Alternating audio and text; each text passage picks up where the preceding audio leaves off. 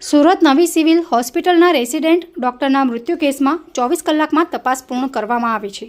તપાસ કમિટીના પ્રાથમિક અહેવાલમાં રેગિંગ અને માનસિક ત્રાસની પુષ્ટિ થતાં 4 સિનિયર ડોક્ટરોને સસ્પેન્ડ કરવામાં આવ્યા છે. સાથે જ સંબંધિત એચઓડી સહિત ટીચિંગ સ્ટાફને સો કોઝ નોટિસ ફટકારવામાં આવી છે. તપાસ કમિટીએ 80થી વધુ જુનિયર ડોક્ટરોના નિવેદન નોંધ્યા હતા. આરોગ્ય મંત્રી પ્રફુલ્લ પાનસેરિયાએ 10 ઓગસ્ટ 1 વાગે માહિતી આપી હતી. સુરત નવી સિવિલ હોસ્પિટલમાં જ્યારે મને જાણ થઈ કે અહીંયા એક રેસિડેન્ટ ડૉક્ટરે આત્મહત્યા કરી છે, ત્યારથી તમામ પ્રકારની ચોકસાઈ એમનું પેનલ પીએમ અને ફોરેન્સિક પીએમની સૂચના આપી અને તુરંત જ અમારા અહીંના નિયામક ડૉક્ટર સચદેવને સૂચના આપીને કમિટી બનાવી. આ કમિટી 10 દિવસે ને 15 દિવસે રિપોર્ટ આપે એવું નહીં, પરંતુ જ્યાં સુધી પૂર્ણ તપાસ ન થાય ત્યાં સુધી સિવિલમાં જ આ કમિટી રહી પૂર્ણ રિપોર્ટ તૈયાર કરીને સત્ય હકીકત છે, કોઈને અન્યાય ન થાય, કોઈને નુકસાન ન થાય અને મૃતકને ન્યાય મળે. એમના વાલીને મેં આ બાબતની વાત કરીને કહ્યું હતું. ત્યારે આ કમિટી રાતના 8:30-9થી સવાર સુધી કન્ટિન્યુ 80થી વધુ પ્રથમ વર્ષના ડૉક્ટરને મળીને એ બધી જ માહિતીઓ એકત્રિત કરી હતી અને એમાં એન્ટી રેગિંગ કમિટી અને ટીમે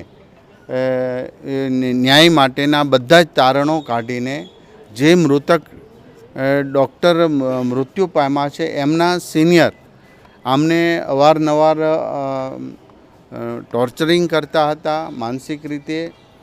બીજી કોઈ મૃતકે કોઈ નોંધ લખી હોય કે કોઈ પત્ર લખ્યો એવું નથી.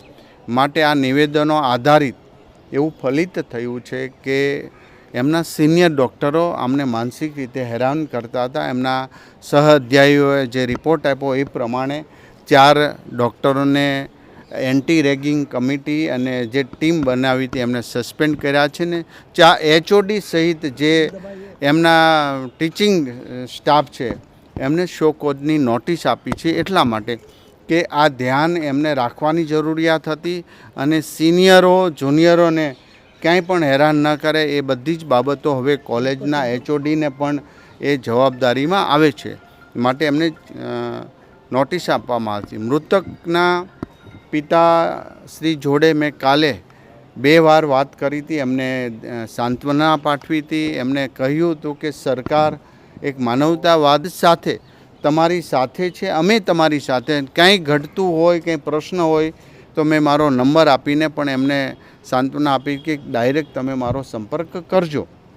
આ સંદેશો ગુજરાતના તમામ વિદ્યાર્થીઓ અને એચઓડીને આપવા માગું છું કે એક પણ બાળક આત્મહત્યા ન કરવી જોઈએ અને કરી છે તો એ જવાબદારી પૂર્ણ એમને સ્વીકારવું પડશે.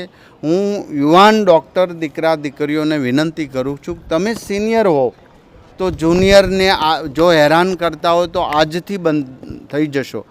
તમારા જીવનની અંદર જો આવી કલંકિત રેગિંગ જેવી ઘટનાનું સર્ટિફિકેટ તમને ડૉક્ટરના સર્ટિફિકેટ સાથે મળશે તો એ સર્ટિફિકેટમાં ધૂળ પડી ગણાશે, તમને ધિક્કારશે લોકો.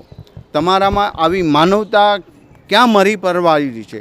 આ બધી જ બાબતો તમે જિંદગીભર આ યાદ રાખીને પસ્તાશો. માટે આ મેં નમો મૈત્રી સમાજ એટલા માટે જ દરેક કોલેજમાં જઈને હું ડૉક્ટરો સાથે વાત કરું છું.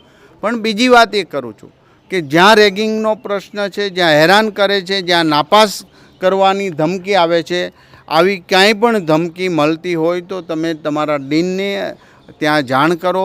અહીંના નિયામક સચદેવ વગેરે છે એમને જાણ કરો અને અમને જાણ કરો. પરંતુ મનમાં રાખીને આત્મહત્યા સુધી પહોંચવું એ વાત પણ વ્યાજબી નથી. કારણ કે તમારા મમ્મી પપ્પાના તમે લાડકા દીકરા છો, સમાજના લાડકા દીકરા. આ એક સંવેદના સાથે જોડાયેલો મુદ્દો છે. ડૉક્ટરને સસ્પેન્ડ કરવા પડે અને એ કલંકિત ઘટનામાં આ જ ડેન્જરસ વાત છે. માટે